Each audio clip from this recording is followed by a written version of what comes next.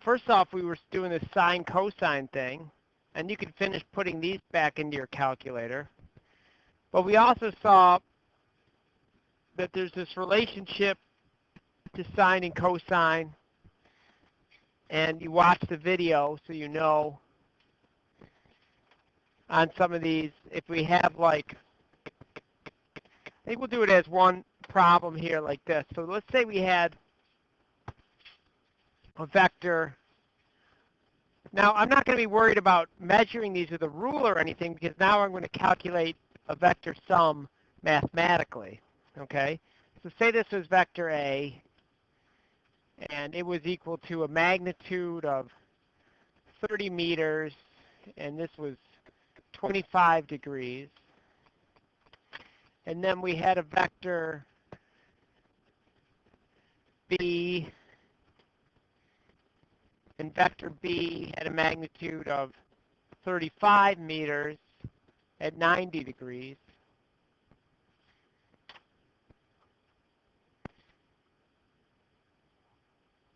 And then a 40-meter vector for vector C at 100 degrees. Okay? Like that. 3 vectors. And we're interested in getting the sum of A plus B plus C. Okay? Mathematically, instead of putting them head to tail and then measuring it like we did graphically, right? So you have to remember on the test, I might give you like some of these graphically using the scale and the key, and then I might give another one that says find them mathematically, okay? And there's different ones on the packet too that have ways to do it. Now the packet is due on Tuesday, but you can turn it in early on Monday. If we have double Monday, so we're going to be working on it then as well. You get a few extra points. Yes. And we have, so if you do the internet activities and other things that you can do this weekend and come in Monday, there's a chance you might just finish it right up in class.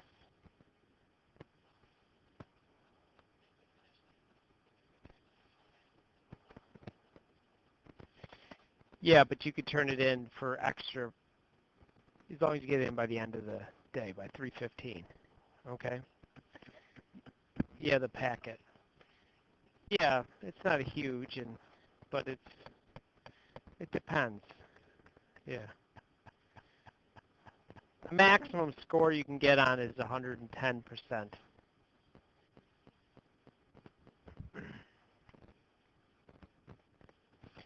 Okay, back to this. But you don't have to feel like you have to know everything over the weekend and spend hours on it over the weekend, because we have the double to do it on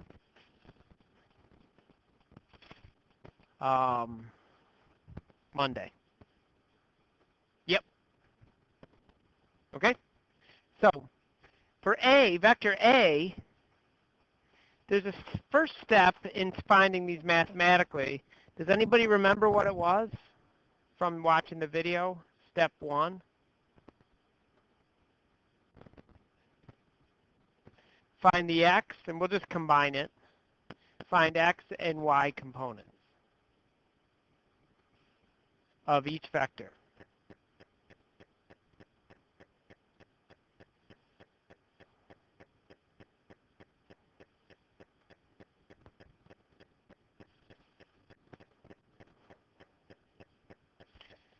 So, sure. Can you write on your laptop? If that works all right, you can. But what you really need to do is like an iPad and then take notes on that. Oh. Oh, it's just like rubber. Yeah. Go to Marshall's.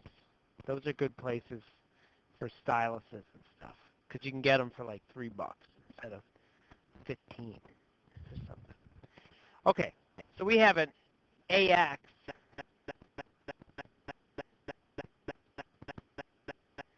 and we have an AY, okay?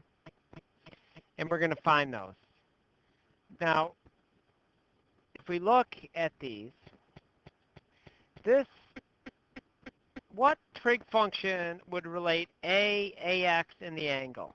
Anybody know? AX, and the angle. What is AX? It's the adjacent, isn't it? What is A? The hypotenuse. So if you look here,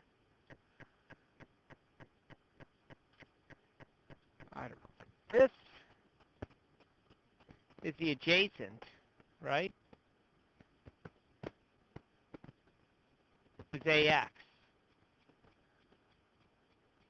right?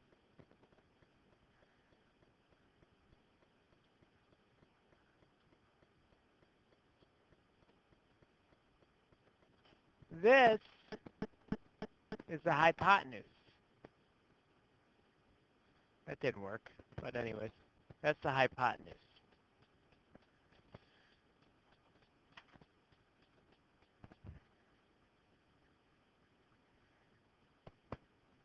Okay?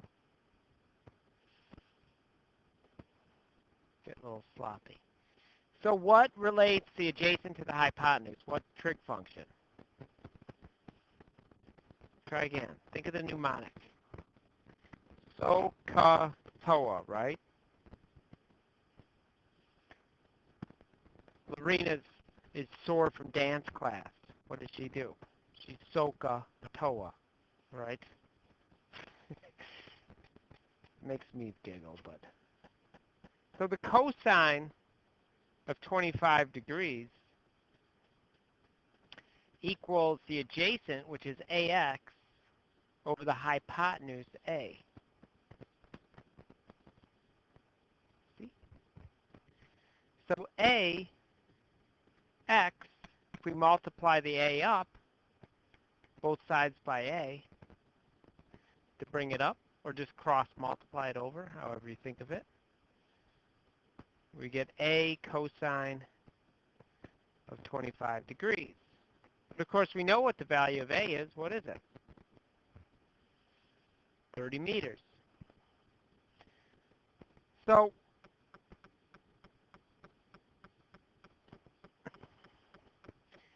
you're given this formula on your reference packet in the form of Rx equals R cosine theta, right? So to get the x components, you multiply the magnitude of the hypotenuse vector, the main vector, times the cosine of the angle. And you can ask your calculator to calculate it for you. 30 cosine 25, 27.2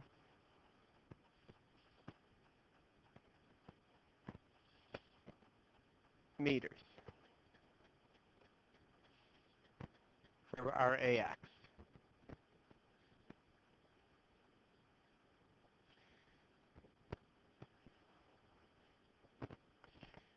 In a similar process, you could find AY. AY equals A sine theta. That's the general formula. In the packet, you're given it as R, but R, that's just the name of a vector. You use R because it's resultant, but it doesn't really matter. It's just the name of a vector. It could be A, it could be R, it could be B, whatever. AY equals 30 meters sine 25 degrees. Okay, because AY is the opposite, right? So that's why the sine comes up. 30 sine 25, 12.7 meters.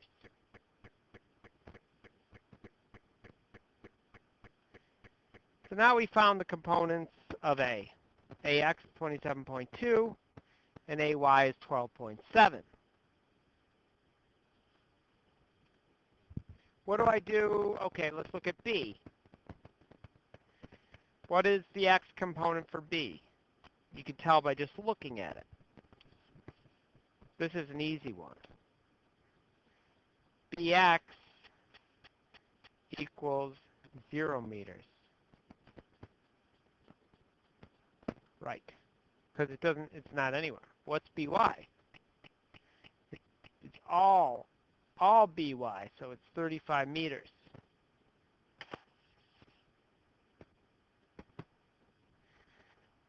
Cx, now this is 80 degrees here, but you can use the 100 from the positive x-axis. You could use whatever angle it is, and you would get, and that will give you the correct sign. So Cx equals 40 meters cosine of 100 degrees.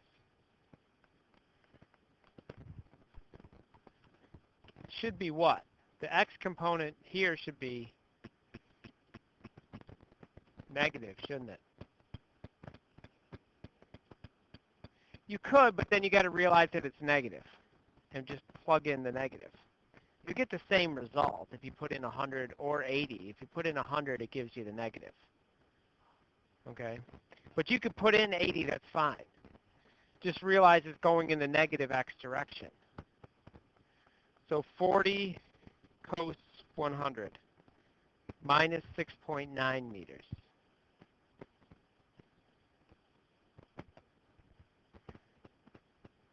Cy,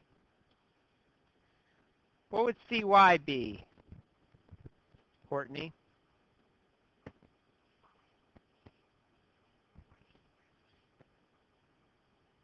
Close. Sine.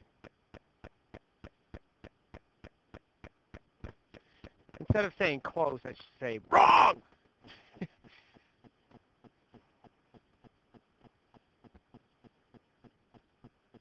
That will be later when I start getting upset.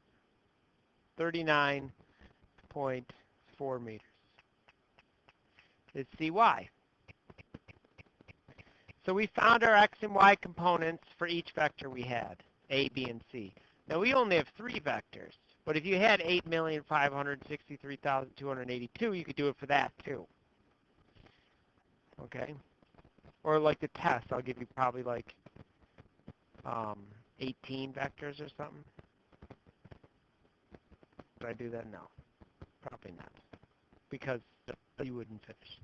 But anyways, you have 3 vectors. You could have 2 vectors. It's common, right? Summing 2 vectors. And in that case, you'd only find the x and y components for each. So what's the next step? Yeah, we call it this. Find the sum of our x and the sum of our y. It's kind of confusing, but that just means sum all the x components, sum all the y components. And this little sigma here is called sigma, although I don't draw it very well. It means sum. That's all that means. So all your x's you'll sum. So, and a lot of times I just leave it off. That one's a little better. I leave the sigma off. And just, but whatever. Now I'll put it on. Just realize it's the process that's important. The next, what we're doing now is summing the x components of all the vectors that we have. What's the x component of A? 27.2 meters. Plus the x component of B. Are you doing bad things on your computer that aren't physics related? What is that? What is it, Kelly? I'm sorry, Kayla? 0.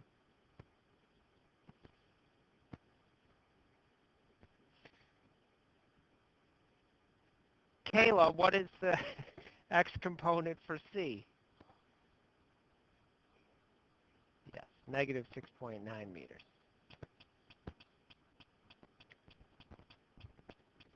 It's funny now, but it won't be like in like June. You get a little annoyed by then, probably. 20.3 meters.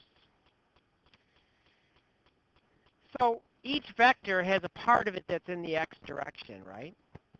What we just found here is putting all of that together. Each vector's x's and summing them together. Now we find the sum of the vectors in the y direction. What is AY? What is the y component of A, Tommy?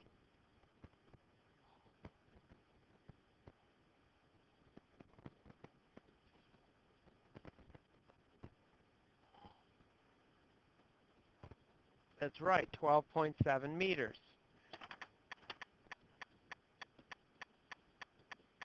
What is the y component of B, Gracie? 35 meters. What is the y component of C? Who haven't I heard from? Mikhail.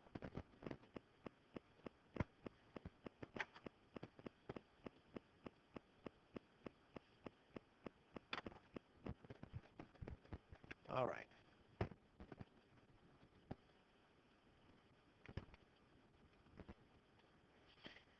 87.1.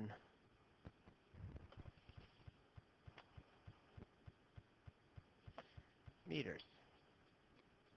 All right, so what I just found was this, okay? These are vectors, actually. So I found this sum of the Rx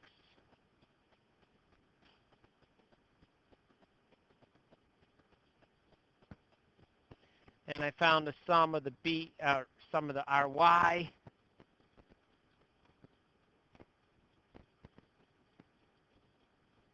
Okay? Like that. Now what am I going to do?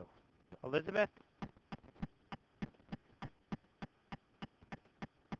Okay, step 3, find the resultant using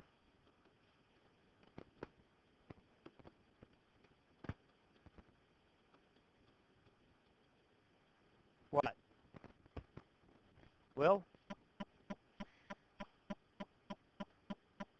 P-tag, right? And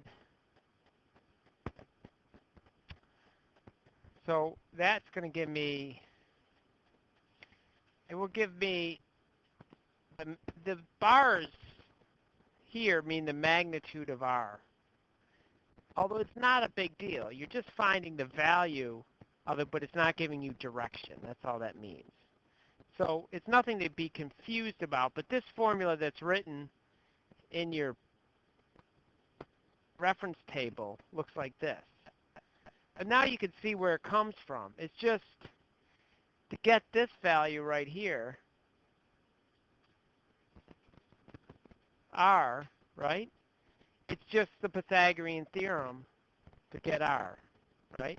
It's just the sum of your x components, the square root of the sum of your x components squared plus the sum of your y components squared, which is the same thing as the square root of one leg of the right triangle squared plus the other leg of the right triangle squared, right? So it's just a squared plus b squared equals c squared, but it looks confusing. But now you see where it comes from, right? Okay, so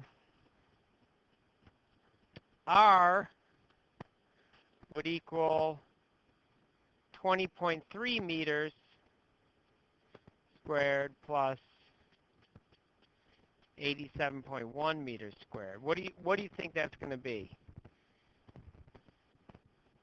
Hannah, what do you think the value is? What's your guess? This. Just guess. Chances are every answer is wrong, so.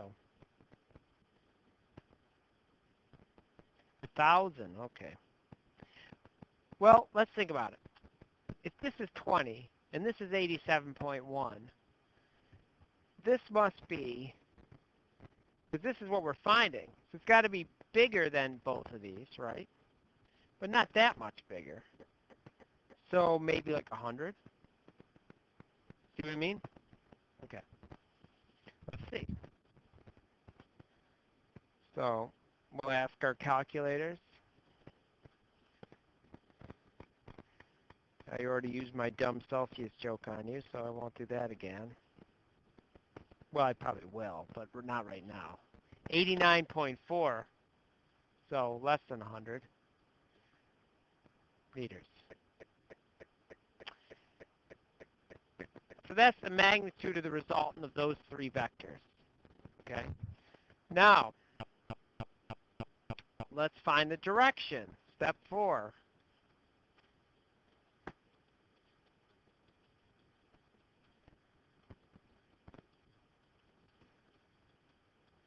Which we call theta is our direction.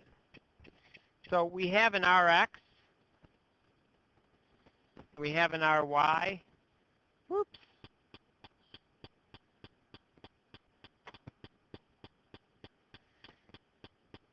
and we have an R, okay, and we want to find this theta.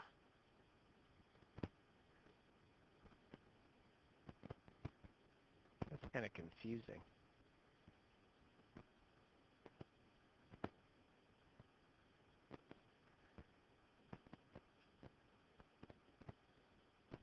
I'm going to redraw that.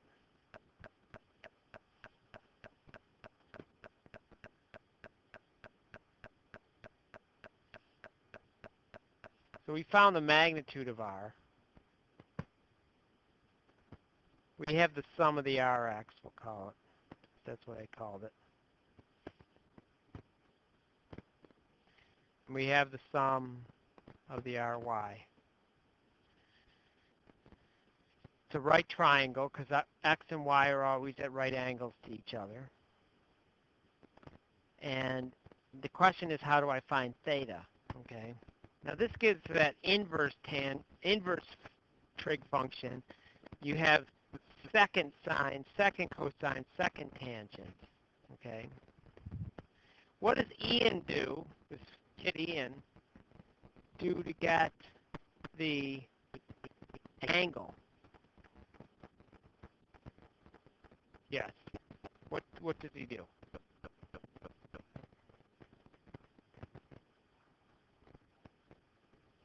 Yep, or you could do inverse cosine or inverse tangent, right? So Ian, I-A-N, right? The inverse function is for the A-N angle. So if you remember Ian, that inverse is for the angle. So what we know here, if we just make this a triangle, I'll make it a different color.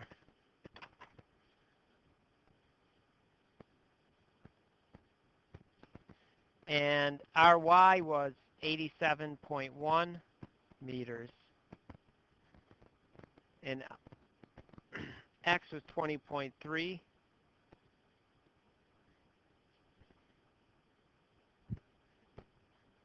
We also know we calculated this was 89.4 meters. We use tangent, okay, because sine and cosine, they had their fun with the components, so we don't want to leave tangent out. It's not tangent alone, but what was the mnemonic for tangent? Tangent of theta equals what? O over A, right? TOA. So tangent of our angle here, right, 87.1 over 20.3. The meters cancel. Now this tangent, we're saying here, there's a certain angle that has this ratio. What is that angle? It's stored in our calculator. So the opposite of tangent is tan inverse. So if we take, like the opposite of plus is minus, if we take the tan inverse of both sides, the tan inverse gets rid of the tangent. That leaves us theta. Tangent inverse of 87.1 over 20.3. So then I go to my calculator, and I say shift tan inverse, or second tan inverse, parentheses, 87.1 divided by 20.3, 76.9 degrees. That's my direction up here. Theta is 76.9 degrees. Now I know what way it's going. So Ian, inverse gives the angle. And we're asking the calculator here, we're saying, calculator, right? Can you tell us what angle corresponds to this ratio of 87.1 over 20.3? It doesn't care that it's 87.1 and 20.3. It only cares what the ratio is. So that's like one, I don't know, 5 point something? 4.29. So we're saying what ratio of opposite over hypotenuse, or if the ratio is 4.29, what angle does that give us? 76.9. That's what's stored in here. Yes.